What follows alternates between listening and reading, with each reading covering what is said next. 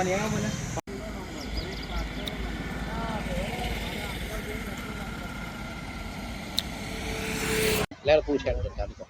આપનો પરિચય નાખો વિવાદ શું થયો છે? મારું નામ પ્રકાશ કુમાર ઠાકોર છે. હું વડતાલ ગામનો સરપંચ છું.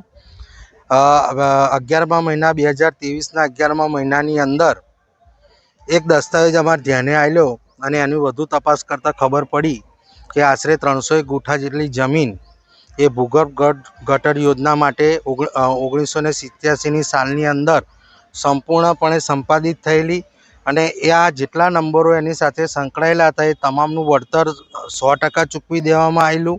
એટલે અમે સ્થળ મુલાકાત કરેલી અને બીજી તારીખે 11મા મહિનાની અંદર અમે પ્રાંતને દસ્તાવેજ કરનારા અધિકારીને, પ્રાંત સાહેબને, મામલતદાર નડિયાદ ગ્રામ્ય સાહેબને અને કલેક્ટર સાહેબને આ બાબતની રજૂઆત કરેલી કે વડતાલની અંદર 2 નંબરો છે જેની અંદર સરકારી જમીન વેચાણ થયેલ છે. તો જે તે સમયના વિરાણી સાહેબ જે દસ્તાવેજ કરનાર અધિકારી ખરા એમને અમે રજૂઆત કરેલી તો એમણે કહેલું મારી જોડે જે જંત્રી લઈને આવે એ મારે તમામને દસ્તાવેજ કરી આપવાનો.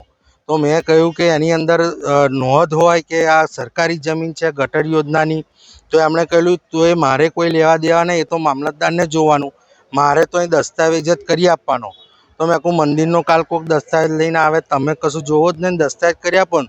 તો કે આ હું વડતાલ સ્વામિનારાયણ મંદિરનો દસ્તાવેજ કરી દઉં, એવો એણે મને ઉદ્ધત જવાબ આપેલો.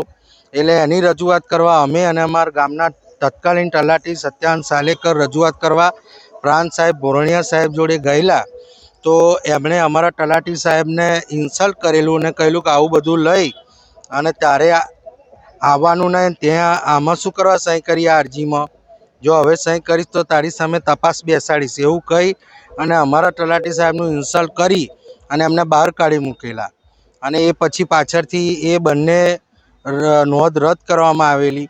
પછી હમણાં 2024ની સાલના 3જા મહિનાની અંદર એક સૌથી મોટો નંબર 164 ગુઠાનો છે એનો દસ્તાવેજ 1,22,00,000 રૂપિયાની જંત્રીનો દસ્તાવેજ કરવામાં આવેલો. એટલે અમે તાત્કાલિક ધ્યાન દોરવા ગયેલા અને અમે અમારા અહીંના વિધાનસભાના વરિષ્ઠ ધારાસભ્ય અમારા નડિયાદના પંકજભાઈ દેસાઈને પણ એની રજૂઆત જે તે સમયે કરી દીધી. એટલે પછી એનું સંજ્ઞાન લેવામાં આવ્યું હતું અને પછી ધારાસભ્ય સાહેબે અવારનવાર એમને રજૂઆત કરી પ્રાંતને અને કલેક્ટર સાહેબને કે આવી રીતે સરકારી જમીનોનું વેચાણ થઈ રહ્યું છે. છેલ્લો દસ્તાવેજ આ વિરાણી સાહેબે, સ્ટેમ્પ ડ્યુટીના વિરાણી સાહેબે અત્યારે આ જમીન ઊભા છે એ 36 ગુઠા જમીન છે. 18 ગુઠા જમીન ખાલી 2 જણના નામથી એનો દસ્તાવેજ કરી દીધો. એટલે ફરી હું વિરાણી સાહેબને મળવા ગયો તો એણે એવું કહ્યું ભાઈ તારથી થાય એ કરી લેવાનું, હું દસ્તાવેજ કરું, મારી જોડે ટ્રાન્સફર ઓફ પ્રોપર્ટીની સેક્શન 44ના પાવર છે કે એના હિસ્સામાં વણ વેચેલી જમીન હોય તો પણ હું દસ્તાવેજ કરી શકું. અને જો એ વણ વેચેલીનો જે કંઈ એ હોય તકરાર તો એ મામલતદાર કરે, મારે તો અહીં દસ્તાવેજ કરી આપવાનો. ભાઈ તું સાંભળી લે, એ સરકારી જમીન હોય તોય હું દસ્તાવેજ કરી શકું, એવું એણે મને જવાબ આપેલો. કુલ આ કેટલા નંબર છે, કેટલી જમીન હોય? કુલ આ 1 2 3 4 5 6 7 નંબરો છે અને 300 ગુઠાથી વધારે જમીન છે. મારી માંગણી એવી છે કે જે લોકોએ આ દસ્તાવેજો કર્યા છે એ તમામ સામે ગુનો દાખલ થાય અને આ વિરાણીને જે સ્ટેમ્પ ડ્યુટી અધિકારી છે એની સામે પણ ગુનો દાખલ કરવામાં આવે. કારણ કે એનું લિટિગેશન પાછળથી કોર્ટની અંદર થાય. અને એ સમયે કલેક્ટરના પીએ મને એવો જવાબ આપેલો જ્યારે હું આ રજૂઆત કરવા ગયો તો કે તમારા હવે કોર્ટમાં જવાનું, અપીલ દાખલ કરવાની. તો મેં એને એવું કહ્યું કે આમાં પંચાયત શા માટે અપીલના કોર્ટમાં જાય? 1,22,00,000 રૂપિયાનું સ્ટેમ્પ ડ્યુટી મારે પંચાયતને ભરવાની આવે, એ 1 લાખ રૂપિયાની સ્ટેમ્પ ડ્યુટી કોર્ટમાં ભરવાની આવે. તો એ પંચાયત શા માટે ભરે? તમારે દસ્તાવેજ કરવાના અને તમારે અમારે અપીલ દાખલ કરવાની. સરકારી જમીન વેચો તમે અને પછી પ્રમાણિત તમે કરો એવી બધી નોંધો અને અમે પંચાયત એની સામે લડે. આ જમીનો કોણે ખરીદેલી છે અને એનો શું રોલ છે અંદર? જે 164 ગુઠાનો જે સૌથી મોટો નંબર છે એ જમીન મુકેશભાઈ પરમાર અને એક ચંદ્રકાંતભાઈ પટેલ અમદાવાદ અને જોરના આ લોકોએ જમીન ખરીદી. એની અંદર ભાનુભાઈ જોધાભાઈ ભરવાડ નામનો કોઈ વ્યક્તિ શખ્સ બિલોદરાનો એણે એની અંદર મારું બોગસ બાનાખત છે એવી રીતની તકરારી દાખલ કરેલી અને એની અંદર એ તકરારી દાખલ થયેલી જે પાછળથી પ્રમાણિત થયેલી અને આ અત્યારે જે જમીન પર ઊભા છે એની ઉપર આ ભાનુની પત્ની રામુબેન જોધાભાઈ ભરવાડ તે ભાનુભાઈ જોધાભાઈ ભરવાડની પત્ની એણે 18 ગુઠાનો દસ્તાવેજ કર્યો છે 18 લાખ રૂપિયાની જંત્રીથી અને એ લોકોએ આ જમીન અહીંયા આગળ વેચાણ રાખી છે સરકારી જમીન. તમારે શું માગણી છે? અમારી માગણી એવી છે આ તમામ આવા જે લોકો છે સરકારી જમીન જેણે વેચાણ લીધી છે અને વેચાણ આપી છે એવા તમામની સામે અને સ્ટેમ્પ ડ્યુટી રજિસ્ટ્રાર છે વિરાણી સાહેબ એની સામે ગુનો દાખલ થાય અને એની કાયદેસરની કાર્યવાહી થાય. કાર્યવાહી નહીં થાય તમે શું કરશો આગળ? એની આ કાર્યવાહી નહીં થાય તો અમે એની સામે ઉગ્ર આંદોલન અને ઉપવાસને એવા આંદોલન અમે કરીશું. સરકાર દ્વારા આક્ષેપ કરવામાં આવ્યો છે કે જે જમીનો સરકારમાં સંપાદિત થયેલી છે એવી જમીનોના બારોબાર દસ્તાવેજ ભૂમાફિયાઓ દ્વારા કરવામાં આવ્યા છે અને આપણી રજિસ્ટર કચેરીમાં એ જમીનોના દસ્તાવેજ થયા છે. આપ શું કહેશો? થયા હોય તો અરજી આપવામાં આવશે તો તપાસ કરીશું. દસ્તાવેજ કયા આધારે? દસ્તાવેજ માટેના રૂલ્સ રેગ્યુલેશન્સ છે એ પ્રમાણે દસ્તાવેજ કરવામાં આવે.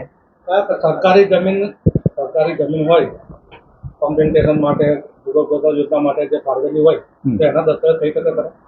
હવે એ તો કેસ જોયા પછી ખબર પડે. સાહેબ એમની એવી પણ આક્ષેપ છે કે તમને રૂબરૂ મળ્યા હતા પણ તમારા દ્વારા ઉદ્ધત જવાબ પણ આપવામાં આવ્યો. મને કોઈ મળ્યું એવું મને યાદ નથી. સાહેબ એવો આક્ષેપ કરવામાં આવ્યો છે કે જે દસ્તાવેજ કર્યો છે એમાં જેટલા નામો છે એ નામો પૈકી ફક્ત 2 જણની હાજરીમાં જ દસ્તાવેજ થયો છે, બીજા લોકોને બોલાવ્યા નથી, કોઈ જાણ નથી કરવામાં. હા, એટલે જે વ્યક્તિ કરી આપનાર હોય એને જ બોલાવવામાં આવે. દસ્તાવેજમાં મતું કરતા હોય એનું જ રેકોર્ડિંગ કરવામાં આવે. અન્ય લોકોના નામ હોય તો નામ બોલાવવાનું જરૂર નથી. એને મતામાં સહી ના કરી હોય તો એને કબૂલાત આપવાય ના આવે ને.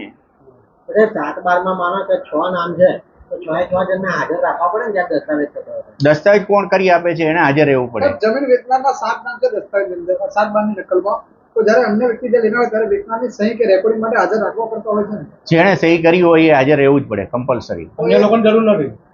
જેણે સહી કરી હોય એને હાજર રહેવું પડે. આક્ષેપ એવો અન્ય નામ હોય એ લોકોને જરૂર નહીં. દસ્તાવેજમાં ના હોય તો જરૂર જ નથી. દસ્તાવેજમાં નામ હોય 7/12 નામ છે સાહેબ. 7/12 ભલે 15 નામ હોય પણ જેણે દસ્તાવેજ 2 વ્યક્તિએ કરી આપ્યો છે તો એ 2 કબૂલાત આપવી પડે અને ફરજિયાત આપવી પડે. અન્ય લોકોને જરૂર ના પડે. તમારા તરફથી કોઈ ચકાસણી એવી કરવામાં આવે ખરી કે આ કોના નામે દસ્તાવેજ થઈ રહ્યો છે?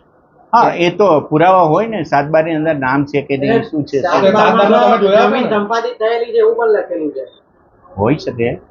દસ્તાવેજની અંદર ડિટેલ જોયા પછી જ ખબર પડે કે શું છે શું જમીન નહીં. સંપાદિત થયેલી એન્ટ્રી છે 1987 ની. હા, તેમ છતાં પણ એનો દસ્તાવેજ થયો. પણ 7/12 શું છે, કઈ પ્રકારનું છે એ બધું જોયા પછી ખબર પડે ને. તો સાહેબ આપણે દસ્તાવેજ કઈ રીતે કરે? 7/12 જોયા પછી ખબર પડે તમે દસ્તાવેજ કયા રીતે? દસ્તાવેજ તો જોઈશ ત્યારે ખબર પડશે ને. હું તમે સીધા મને આવીને પૂછશો કે દસ્તાવેજ કેવી રીતે કર્યો, કયો દસ્તાવેજ છે, એટલે આ શું બાબતની છે. કોઈ જાણકારી જ નથી તમને. સાહેબ વડતાલની ભૂગર્ભ ગટરની જમીન બાબતે આપને કોઈ જાણકારી નથી એવું કહી શકાય?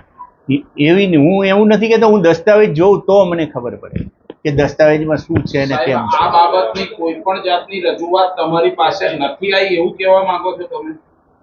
ભૂગર્ભ ગટર યોજનાની જે જમીન સરકારી જમીન સંપાદન કરેલી એનો દસ્તાવેજ થઈ ગયો છે, સરપંચ દ્વારા તમને કોઈ પણ જાતની આ બાબતની રજૂઆત અત્યાર સુધી તો નથી આવી મારી પાસે. વર્ધા સરપંચે કોઈ રજૂઆત નથી કરી.